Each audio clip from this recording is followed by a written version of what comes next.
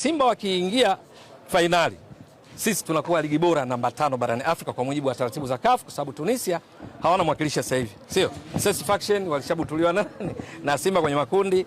Esperance washitolewa na Mamelodi. Mpinzani wetu kwenye viwango vya ubora ni Tunisia ambao wanashika nafasi ya 5 na pointi 72.5.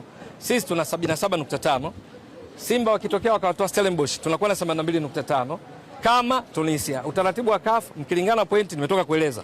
Aliyepata karibuni anakuwa juu. Kwa ligi yetu itapanda, itakuwa namba 5 kwa ubora.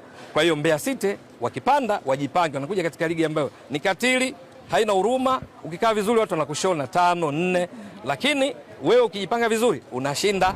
Simba kama zilivyo timu kubwa nyingi, hakuna nafasi ambayo anasajiliwa mchezaji wiki. Wote wana ubora, ila bahati mbaya kwenye kupanga kikosi kwenye mpira wa miguu huwa wanaanza wachezaji 11, wakikupa matokeo mara nyingi wanacheza wao. Haimaanishi kwa mfano Duchu hana uwezo kwa nani? Kwa Shomari Kapombe. Lakini mashine Shomari Kapombe akipewa unaona mziki wake kwenye ligi kuu. Ni miongoni mwa wachezaji waliocheza muda mrefu. Ni beki mbili sio?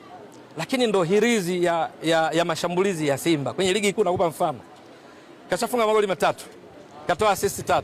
Baada ya kupiga mashuti 8, 5 on target, kasababisha penalty 4. Jumla kachangia magoli mangapi? 10.